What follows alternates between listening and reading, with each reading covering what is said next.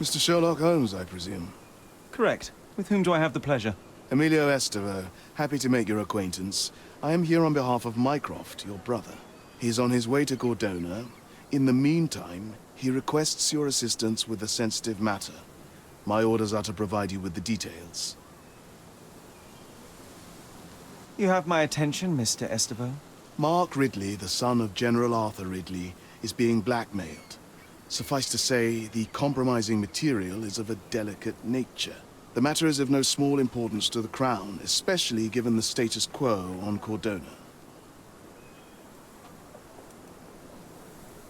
What does Mycroft want me to do? Retrieve the blackmail material? No, sir, nothing of the sort. Mark Ridley is meeting the blackmailer atop the old city bridge tower. You shall observe from a distance, then establish the blackmailer's identity. Do not attempt to arrest him. We'll handle it from there. Saving the best for yourself? Fine. There's a cafe just over the bridge that provides a good vantage point. Please report to me when you are done. I'll be waiting for you here, and remember, discretion is of the essence.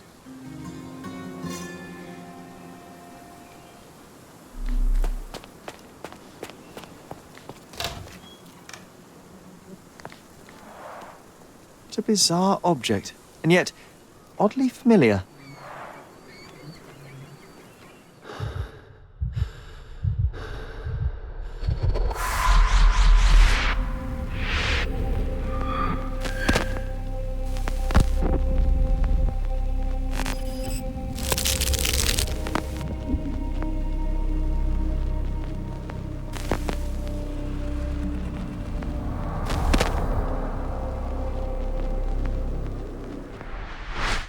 Did you just remember something?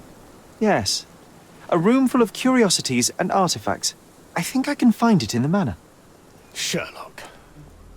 So, you continue to pursue the imaginary. I had hoped you might have got all this out of your system by now. Mycroft, what are you doing here? Get out of my house. It's my house, actually. I've come to bring you back. I have no interest in returning, let alone with you. I know you lied about Mother all these years, claiming she was merely ill, but she was unstable. She never had tuberculosis. She was not recuperating, but mentally deteriorating, and you never once thought to tell me. How dare you? I shall not indulge this petulant tantrum. You can just tire yourself out and then slink back to London with your tail between your legs. Just tell me everything. I'm an adult now. Show me the basic courtesy of an explanation. You know I will find out eventually. The goal was stability, and that's what you got. The right thing for everyone was to try and move on from her passing.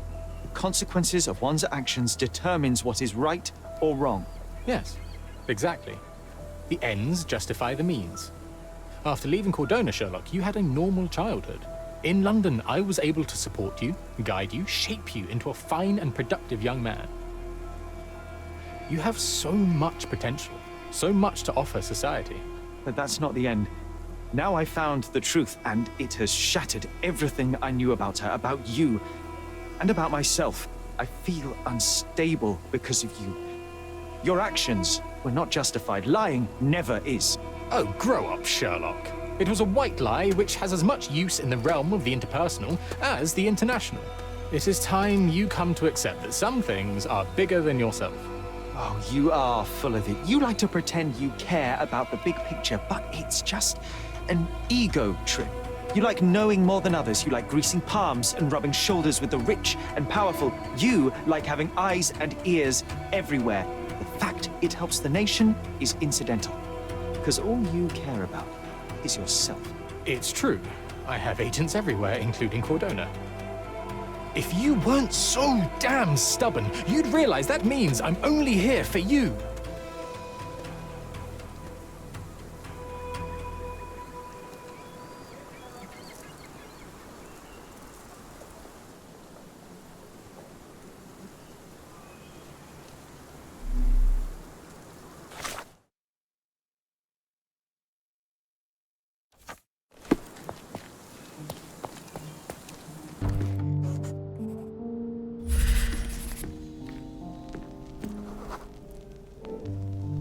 I remember returning home with a pair of perfect sticks. We wanted to turn them into training swords. Oh, that's right. We stood there, frozen, staring at something huge in the main hall. It was a giant aquarium with a living mermaid in it. Impossible, it must have been something else. Oh, of course, that mortifying hoax presently taking up space in our front yard. Well, fine. Your memory's better than mine. But I'm sure we started examining it immediately. And someone else was around too.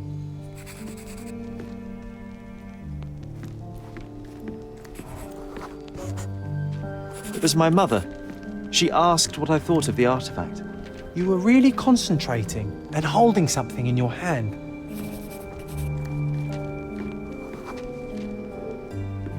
I inspected it with a magnifying glass and was able to confirm it was made of two different skeletons. The mermaid was a fake. And so it was time to smash the thing. Your mother took a hammer and... Slow down, John. That's not how it happened. I remember other people joined us. The workers took the artifact and placed it into the cabinet of curiosities. It became part of Mother's collection of fakes. She always said that the truth lies in the details. This mermaid helped me to learn that.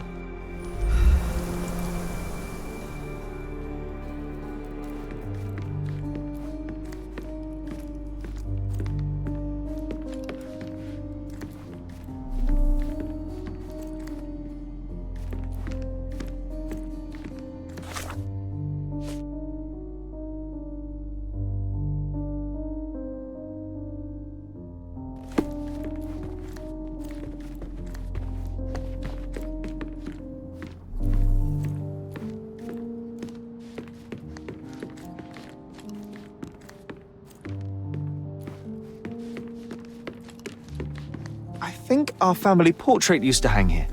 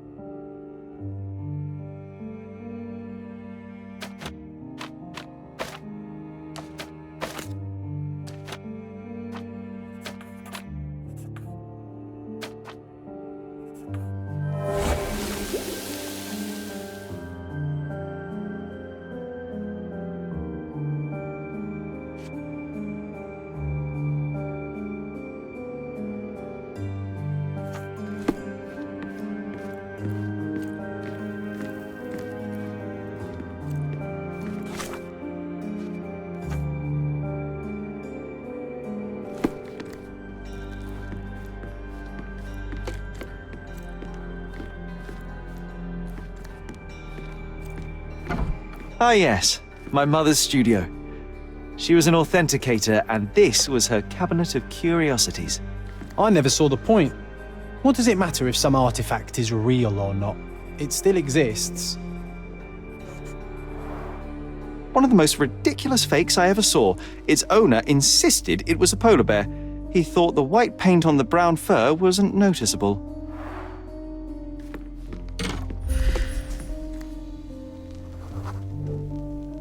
I remember this cozy blanket. It was perfect for...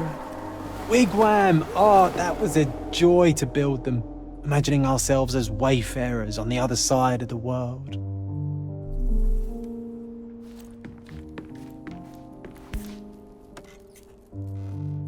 Another fake Holy Grail. Its owner claimed to be the heir of King Arthur. Scarcely believable. He also insisted a deadly rabbit was hunting him.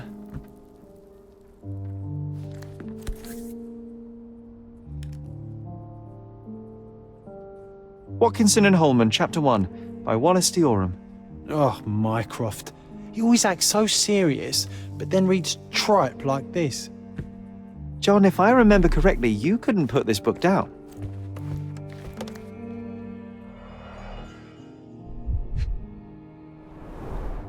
So many calling cards. Mycroft liked to keep useful people at hand.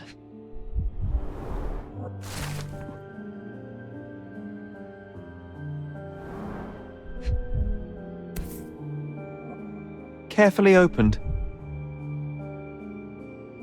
Dated 24th of April, 1869.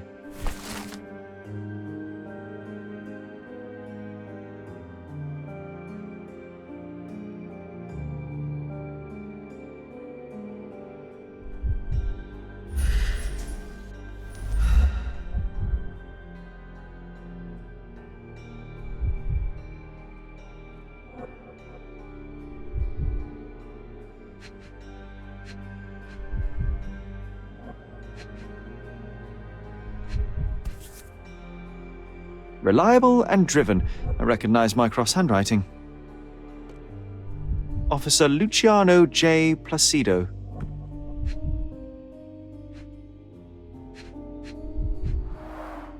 This drawer was always closed. Only Mycroft knew how to open it. I remember we tried to break it open and spy on him, but alas, had no success. Maybe today's the day. Oh, Sherry.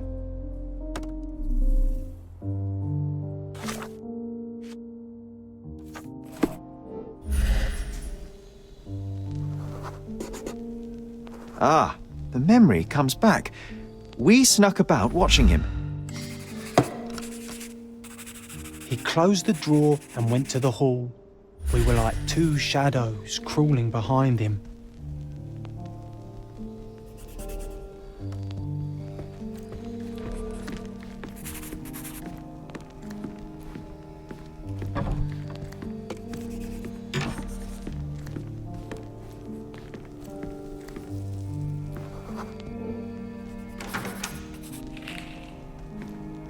He opened the door to the postman, and they exchanged documents. If it was a real postman, of course.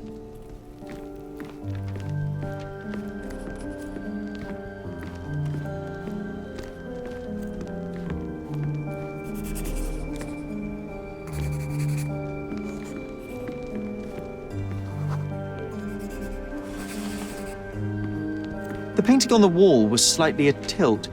He stopped and straightened it.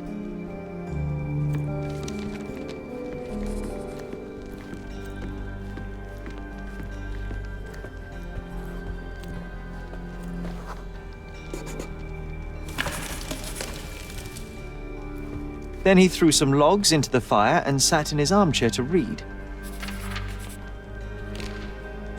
It's as boring now as it was then. I'm sorry, Sherry, but I think that's it.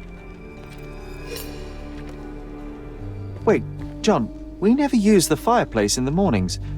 What if...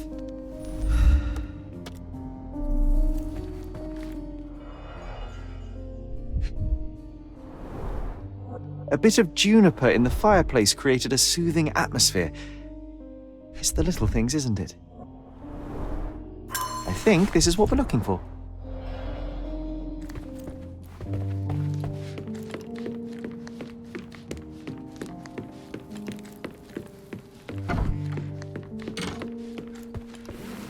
We made it. So what's there?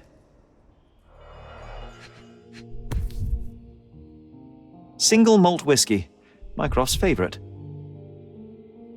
Gifted by Queen Victoria herself.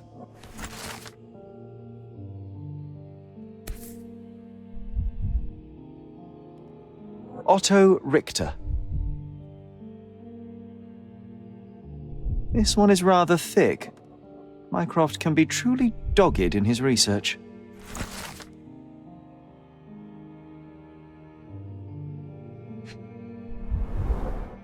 Dossiers on the most influential people on Cordona.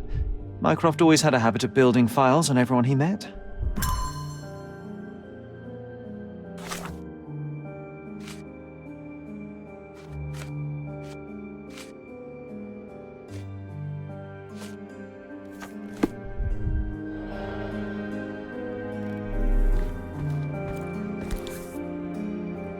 (1852), Bingley, West Yorkshire. This photo caused a lot of fuss. My mother spent some time to prove it was a fake.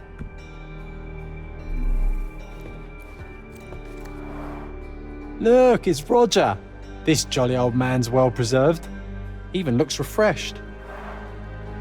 I doubt he drew much interest at the auction. That's for the best. I'd be upset if he fell into the wrong hands. The so-called mummy of a Persian princess. The defrauders did good work, but missed one small detail. It's the mummy of a man. And this one was brought from a German museum. They claimed it belonged to Vikings. Nonsense, of course. Vikings never had horns on their helmets.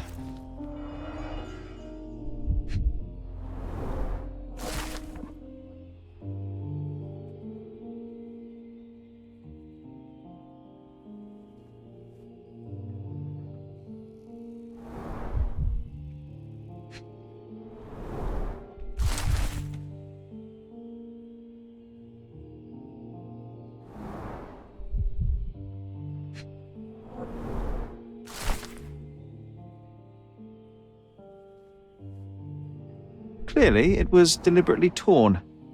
Wonder why someone would do that. The Tulpa, Studies in Tibetan Mentalism. An impressive number of bookmarks. Someone was rather obsessed with this subject.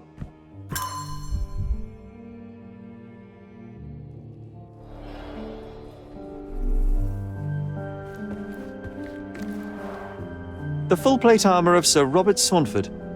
I was told my father won it in a wager. Armour is armour, but look at his sword. Oh, how badly I wanted to wield the blade. Maybe you take it instead of your pistol. I'm starting to remember something. Mother said this was among the hunting trophies of a Scottish Viscount.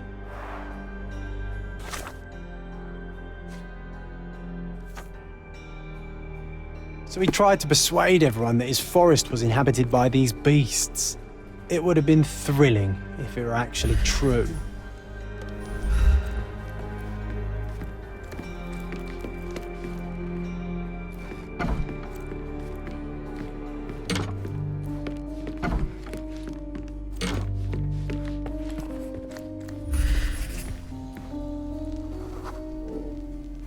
I used this ladder to look at the top shelf, right? On the day of Mother's breakdown upstairs. Right you are, Sherry.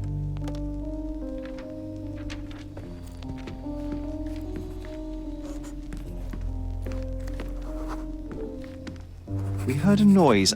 I can't recall of exactly what, and we didn't have a great view from behind the statue.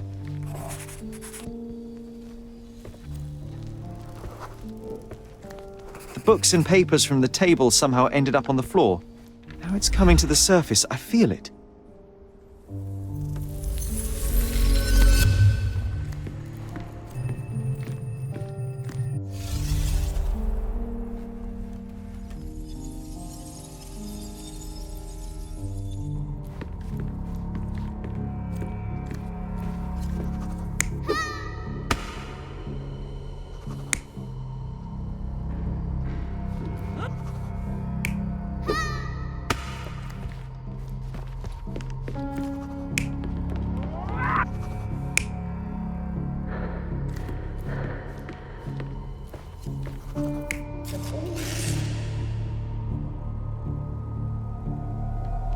You're not even trying, Sherry. Concentrate.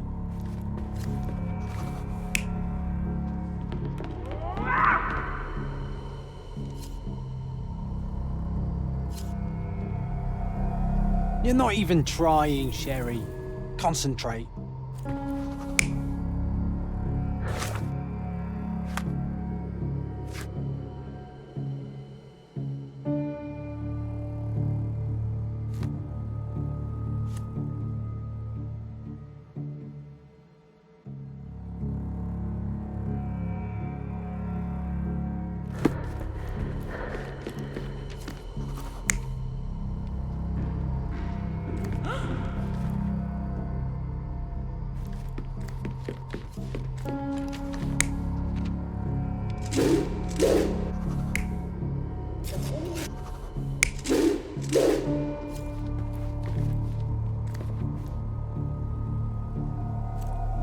You're not even trying, Sherry. Concentrate.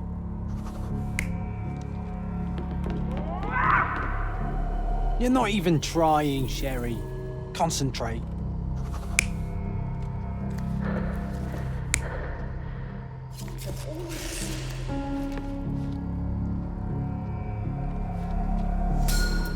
Come on, Sherry. Let's go outside. Wait, did you hear that? Come here, Sherry. You call this progress? Charlatan, amateur. I'm not letting you anywhere near my mother again. So there was a quarrel between them.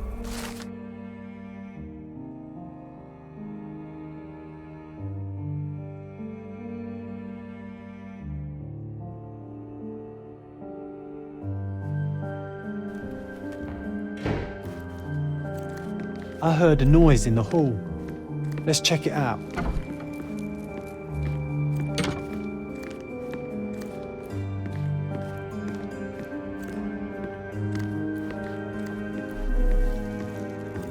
Sherry, look!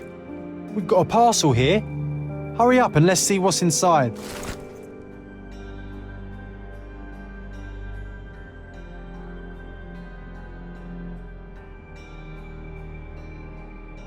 An invitation that comes with a mask. We can't miss this, Sherry.